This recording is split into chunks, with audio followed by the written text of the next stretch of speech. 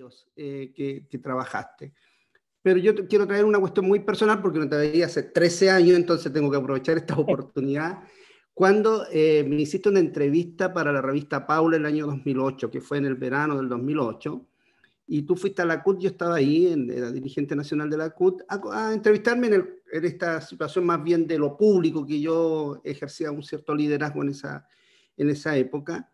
No un cierto liderazgo, un liderazgo muy importante en los trabajadores subcontratados. Sí.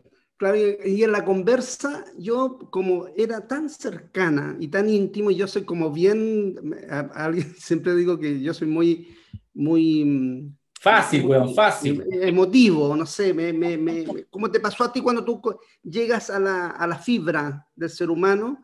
Y en esa conversación, que era por otro producto, y se desarrolla un producto que yo por lo menos nunca pensé que no es porque tuviera miedo a develarlo, sino que era la circunstancia que me tocaba vivir, y más bien lo hice en el espacio de mucha complicidad contigo, que no es fácil encontrarlo en periodistas, porque siempre ves tú en los medios en general una cuestión del morbo, del chantaje, del negocio. Aquí lo veía más bien de una relación que cuesta encontrar en algún profesional o en alguien que ejerce el oficio en este caso.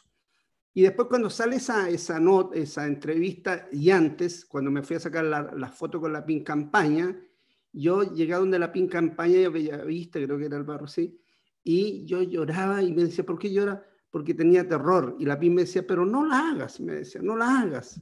Tú tienes el derecho a no hacerlo. Y yo pero estaba con miedos, muchos miedos, no por mí, era más bien por la carga que tenía de miles de trabajadores y trabajadoras. Y eso podía dañar la organización. Y te acuerdas que yo me dije que no iba a sacar, y nos juntamos en el Starbucks, ahí en el centro, en Agustina. En Agustina, y tú me dijiste una palabra, siempre me recuerdo, me dijiste, lo dices, es tu oportunidad. Hablas tú con tu propia voz, o finalmente van a construir lo que quieran de ti. Y eso fue clave para de alguna manera también liberar, ¿cierto?, esa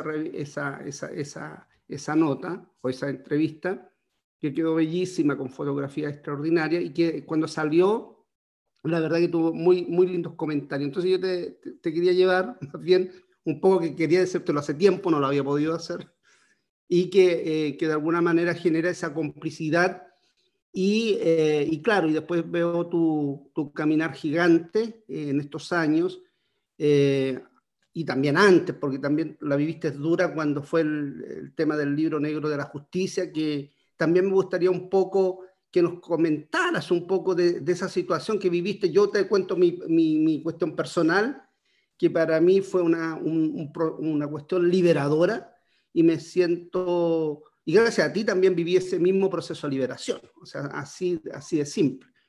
Pero también llevarte también a lo tuyo, a cómo viviste esta situación del libro negro de la justicia, que te llevó, ¿cierto?, a irte a Estados Unidos, no por voluntad propia, sino por todo el andamiaje represivo y de negación, ¿cierto?, a la libertad de expresión en Chile. Bueno, primero te quiero hablar de la entrevista, porque claro, era lo que nosotros los periodistas llamamos un perfil, que era contar la historia de quién era este dirigente que había puesto de cabeza a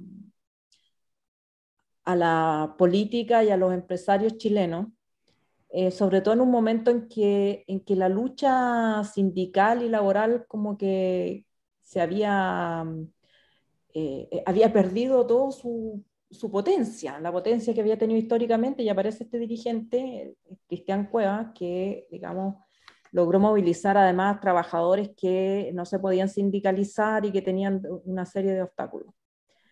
Y claro, para construir un perfil, uno como periodista busca lo máximo de verdad, no un perfil como construido para, digamos, el estandarte, sino que la persona detrás. Y en esa conversación que la recuerdo perfectamente hasta el día de hoy, que estábamos en una sala de la CUT, fuimos recorriendo tu vida y en algún momento tu vida choca con algo con tu identidad sexual, que no era algo que tampoco fuera usual en el mundo sindical, sobre todo en un dirigente. Y a mí me pareció que eso convertía tu relato todavía en más importante, pero por supuesto necesitaba un nivel de arrojo y valentía que yo pensé que tenías en ese momento. Yo, de hecho, pensé que tú habías decidido que ese era el momento para hablar del tema. Y después, Cristian me llamó tratando de decirme que no contara, que hiciéramos el relato sin contar esa parte. Y claro, ahí nos juntamos y efectivamente lo que yo le dije es que el tema lo voy a sacar en Mercurio de todas maneras, en algún minuto, pero de mala manera. O sea, contado por el Mercurio, en el tono del Mercurio, y no contado por Cristian Cuevas, porque además no había nada de malo. O sea, no había por qué avergonzarse de algo de lo que no hay que avergonzarse, pero eran otros tiempos. O sea, fue hace poco. Pero no fue hace mucho. Pero fue hace mucho tiempo. Y yo creo que Cristian fue uno de los pocos, de los primeros, en dignificar también las minorías sexuales al hacer este relato, porque hasta ese momento, tal como decía Pedro Lemebel, el tema de la homosexualidad estaba recluido a artistas y peluqueros. No se podía considerar esa posibilidad en otros ámbitos de la vida nacional, menos en un dirigente sindical que, claro, tienen que ser machos mexicanos y disparar pistolas.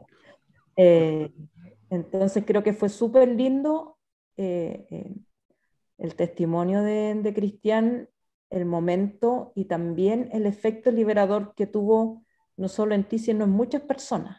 O sea, yo estoy segura que eso fue el principio de una grieta que se empezó a abrir y ya no se cerró más. Pero claro, es difícil estar ahí de los primeros. Es más fácil venir de atrás.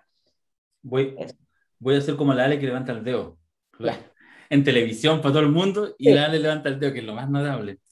Yo quiero agregar una tercera voz a ese momento. Me interesaba mucho más que pudiéramos más conversarlo, obviamente, porque con Cristian nos conocimos por el 2005, 2006, más o menos, en dinámica militante. Yo vivía en Calama y militaba en el Partido Comunista, y él también había cometido el mismo error. No, nunca hemos considerado error.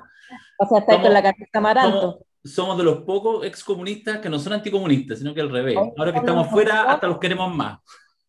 Son un montón. Eso. Mi papá dice, yo ya no soy comunista. Yo soy más real y por eso en mi perfil... Sí, pues yo en mi perfil de Twitter o de Instagram, alguno de los dos, pongo lo que es verdad. Soy comunista sin carné. Esa es la verdad de la milanesa. Bueno. Y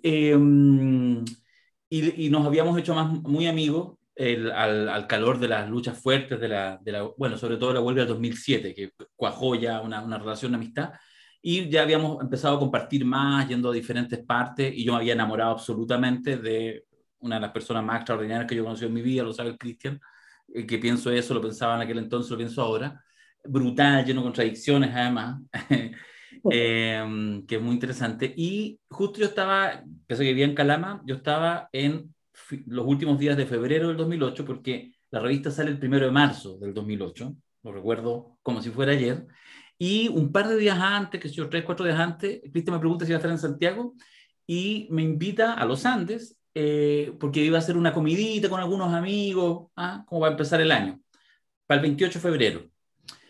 Y entonces fuimos, y debemos ser unas 8 o 9 personas, que nos juntamos, una rica comida, bien preparado, como siempre lo sabe hacer Cristian, es un excelente anfitrión, y en algún minuto ya, después de comer, a la hora del postre, a la hora de los brindis, cuenta que al día siguiente, 1 de marzo, sale la revista Paula, donde la tal Ale Matus, y donde él sale, digamos, y avisa que hay una cosa ahí que es interesante, porque, vamos a decirlo así, sale del closet. No porque en realidad saliera del closet, yo creo que Cristian, sus complejidades tiene, no vamos a entrar ahora en ese psicoanálisis, pero efectivamente no es que... pero claro, ya como dirigente nacional, sí, po. Y donde Claro. efectivamente además el Cristian fue varias veces presionado o lo intentaron presionar, nunca lo lograron. Empresarios, él tiene historias muy sabrosas que algún día saldrán en algún libro. Eh, No me tienten. Dale, tengo material, tengo entrevistas, te las paso todas, te las paso todas. Y nos cuenta eso. Y ahí que fue tan lindo, tan bella esa noche, tan bella esa noche. Yo el día siguiente viajaba muy temprano a Calama. Y voy a compartir un segundo momento, perdonen que me alargue, pero el zoom es mío, Sí, así que lo digo. pero sí, ya. Fue tan bello porque además fue así como, concha tu madre, qué perfecto. O sea, entendimos todos ahí y la Ale Matu, la raja, o sea, de verdad, un poco lo que tú tenías en claridad y que entendiblemente Cristian quizás dudaba, en ese rato ya no, ya estaba muy tranquilo, pero sabía que al día siguiente se podía venir representantes de 30.000, 40.000 trabajadores del subcontrato del cobre, machistas en un 99%, homofóbicos en un 95%, o sea, por favor. ¿Eh? Claro. Y bueno, fue una noche mágica, maravillosa, todos le brindamos cariño, apoyo, emoción, amor, orgullo, todas las anteriores. Al día siguiente me voy para Calama, en un día sábado, alcanzo a comprarme la revista, no, mentira, mi mamá estaba suscrita, yo me alojaba en la casa de mi madre, y estaba suscrita al Mercurio, ¿no? La Paula venía con el Mercurio, o con la tercera. No, con la tercera Con ya la estaba en tercera. la tercera, Ya. sí.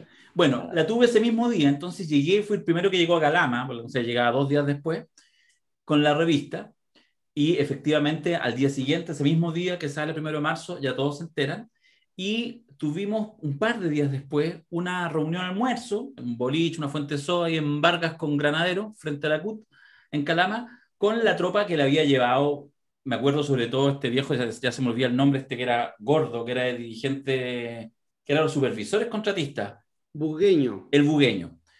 Que tenía 12 hijos de 3 mujeres distintas. Una historia, también eso podría ser otro libro, el guatón bugueño. Y estábamos sentados, éramos como 8, vamos a una fuente soa, 3, 4 días después, entonces, hasta que finalmente alguien saca el tema, porque, no, porque era como raro sacarlo, tejido. Y entonces alguien dice, oye, bueno, ¿leyeron la entrevista? Sí, todos lo habían leído. Y entonces empieza una conversa, yo mantuve mucho silencio, y me acuerdo que el guatón bugueño, y yo creo que esto, espero que se entienda el tono en que lo digo, porque además ahí es donde se hacen a veces estas síntesis, que son incluso yo diría crecimientos cualitativos a la Brutanteque, como son los avances cualitativos del pueblo, donde Bugueño dice, mira, weón, a mí, weón, no tengo ningún problema con que este weón sea maricón, weón, porque cuando hacemos la barricada, el primer weón que está delante de la barricada. Así que, weón, no encuentro que no tiene nada de maricón este weón, si está en la barricada, la pelea, se lo llevan detenido, tira a molotov, se agarra con los pacos.